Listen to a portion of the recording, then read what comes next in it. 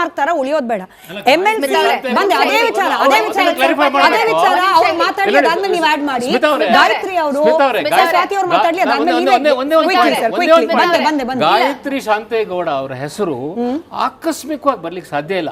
ಬರೋದಕ್ಕೆ ಕಾಂಗ್ರೆಸ್ ಪಕ್ಷ ಏನು ಕಾಕ್ರೋಚ್ ಪಾರ್ಟಿನ ಇದಕ್ಕಿದ್ದಂಗೆ ಒಳಗಡೆ ಯಾರು ಸರ್ಕೊಂಡ್ಬಿಡಕ್ಕೆ ಕಾಂಗ್ರೆಸ್ ಪಾರ್ಟಿ ಅಲ್ಲ. ಅದರಿಂದ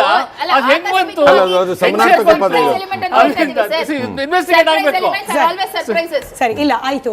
ಅವರು ನಿಜವಾಗ್ಲೂ ಆಕೆ MLC ಇದ್ದಾರೆ, ಅವರ ಕ್ಷೇತ್ರ ವ್ಯಾಪ್ತಿ ಅಥವಾ ಸುತ್ತಮುತ್ತಲ ಪ್ರದೇಶದಲ್ಲಿ ಅವ್ರಿಗೆ ಒಳ್ಳೆ ಹೋಲ್ಡ್ ಇದೆ, ಯಾವುದೇ ಕಾರಣಕ್ಕೆ ಅವ್ರ ಹೆಸರು ಬಂದಿರಬಹುದು. ಬಟ್ ಸ್ವಾತಿ ಅವರೇ, ಆಕೆ ಕೂಡ MLC ಇದ್ದಾರೆ, ಯತೀಂದ್ರ ಕೂಡ MLC ಇದ್ದಾರೆ.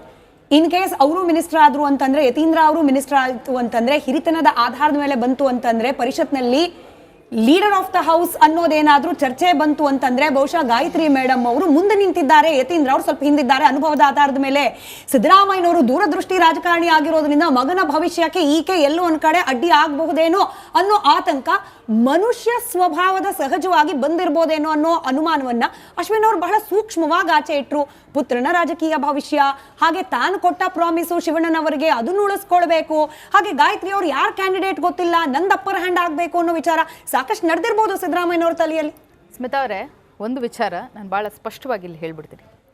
ಕಾಂಗ್ರೆಸ್ ಪಕ್ಷ ಇತರೆ ಪಕ್ಷಗಳ ತರ ಖಂಡಿತವಾಗ್ಲೂ ಅಲ್ಲ.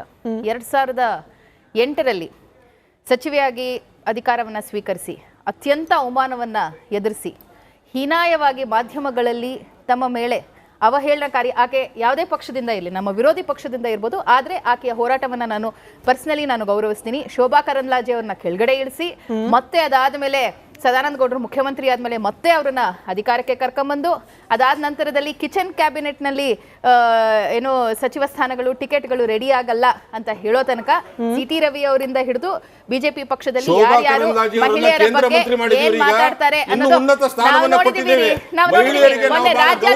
ಮಾಡ್ಬೇಕು ಅಂದಾಗ ಏನ್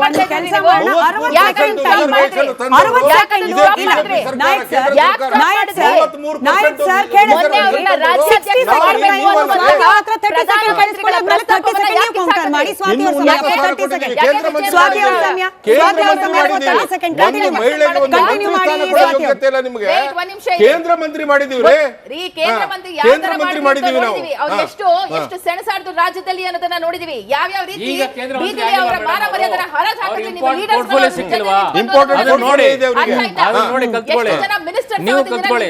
ನಿಮಿಷ ಇರಿ ರಾಮಕೃಷ್ಣ ಉಪಾಧ್ಯಾಯ ನೀವು ಸಹಿತ ವೀರೇಂದ್ರ ಪಾಟೀಲ್ ರವರನ್ನ ಎಷ್ಟು ವೀರೇಂದ್ರ ಪಾಟೀಲ್ ರವರ ವಿಮಾನ ನಿಲ್ದಾಣದಲ್ಲಿ ಕೊಟ್ಟು ರಾಜೀನಾಮೆ ಕೊಡ್ತಿದ್ರಿ ನೀವು. ಎಂತೆಂತ ಮುಖ್ಯಮಂತ್ರಿ ರಾಜಕಾರಣಿಗಳಿಗೆ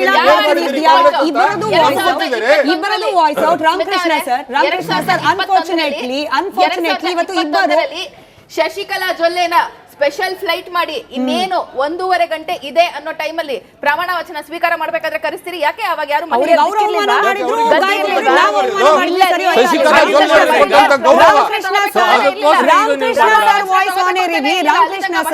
ಇಬ್ಬರು ಪ್ರಮುಖವಾದ ಮಹಿಳಾ ಆಕಾಂಕ್ಷಿಗಳು. ಸ್ವಾತಿ ಅವರೇ, ನೀವು ಕೇಳಿಸ್ಕೊಳ್ಳಿ, ನೀವು ಇದಕ್ಕೆ ಉತ್ತರ ಕೊಡಬೇಕು. ಸ್ವಾತಿ ಮೇಡಮ್ ಕೇಳಿಸ್ಕೊಳ್ಳಿ, ನೀವು ಇದಕ್ಕೆ ಉತ್ತರ ಕೊಡಬೇಕು. ಸ್ವಾತಿ ಮೇಡಮ್ ಸರ್, ನಿಮ್ ಸಮಯ ಅಲ್ಲ, ದಯವಿಟ್ಟು ನಿಮ್ ಸಮಯದಲ್ಲಿ ಮಾತಾಡಿ. ರಾಮಕೃಷ್ಣ ಸರ್, ಇವತ್ತು ಇಬ್ಬರು ಪ್ರಬಲ ಮಹಿಳಾ ಆಕಾಂಕ್ಷಿಗಳ ಬಾಯಲ್ಲಿ ಬಂದ ಸ್ಟೇಟ್ಮೆಂಟ್.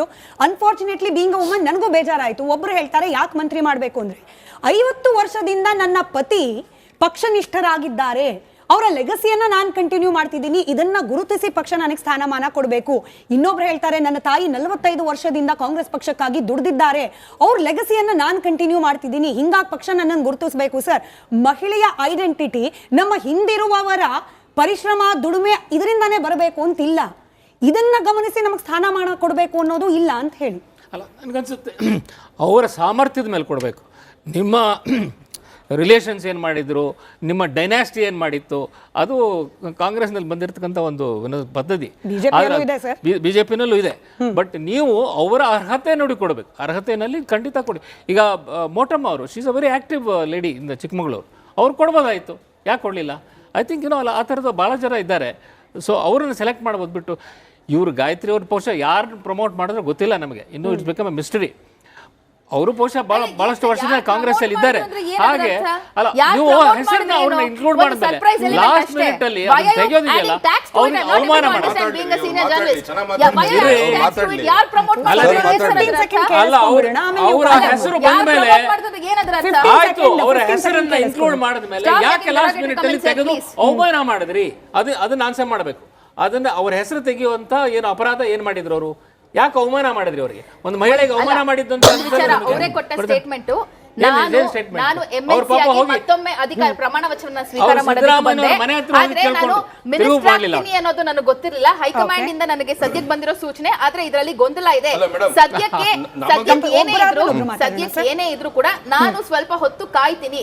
ಈ ಒಂದು ಇಶ್ಯೂ ರಿಸಾಲ್ವ್ ಆಗ್ಲಿ ಅಂತಾನೆ ಆಕೆ ಬಹಳ ಪ್ರಬುದ್ಧತೆಯಿಂದ ಪ್ರೌಢಿಮೆಯಿಂದ ನಿನ್ನೆ ಅವರು ಮಾತಾಡಿದ್ದಾರೆ. ಅವ್ರಿಗೂ ಕೂಡ ಇವ್ರು ಎಲ್ಲರೂ ಮಾತಾಡೋ ಹಾಗೆ ಯಾರ್ ಕ್ಯಾಂಡಿಡೇಟ್ ಆದ್ರೇನು, ಅವರು ನಮ್ಮ ಪಕ್ಷದ ಸದಸ್ಯೆ. ನಮ್ಮ ಪಕ್ಷದಿಂದ 4 ವರ್ಷಗಳ ಕಾಲ ಹೋರಾಟವನ್ನ ಮಾಡಿ ಪ್ರಾಣೇಶ್ ವಿರುದ್ಧ ಇವತ್ತಿನ ದಿನ ಗೆದ್ದು ಬಂದು 2 ವರ್ಷಗಳ ಕಾಲ ಅವಧಿಯನ್ನ ಇಟ್ಕೊಂಡಿರೋಂಥವ್ರು. ಒಬ್ಬ ಹೊಸ ಮಹಿಳೆಯರಿಗೆ ಕೊಡಬೇಕು, ಒಂದು ಎಕ್ಸ್ಪೆರಿಮೆಂಟ್ ಮಾಡ್ಬೇಕು ಅಂತ ಬಂದಿದ ತಕ್ಷಣ ತಾವು ಸ್ವಾತಿ ಅವರೇ, ನಾನು ಅಶ್ವಿನ್ ಅವರಿಗೆ ಕೇಳಿದ ಪ್ರಶ್ನೆನೇ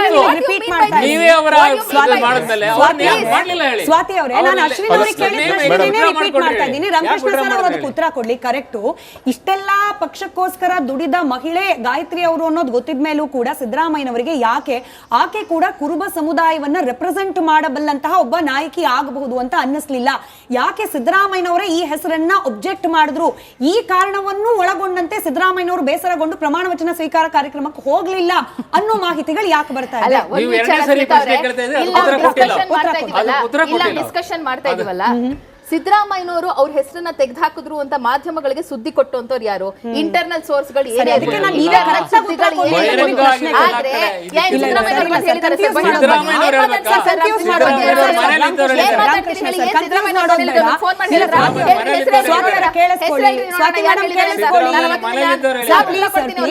ಸ್ವಾತಿ ಮೇಡಮ್ ಕೇಳಿಸ್ಕೊಳ್ಳಿ. ಹಿಂಗೆ ಕನ್ಫ್ಯೂಷನ್ ಆಗೋದ್ ಬೇಡ. ಅಂತೆ ಕಂತೆ ಸುದ್ದಿ ಆದ್ರೆ ಕರೆಕ್ಟ್ ಇನ್ಫಾರ್ಮೇಶನ್ ಮಹಾಭಾರತ ಮೂಲಕ ಹೋಗ್ಲಿ ಅಂತಾನೆ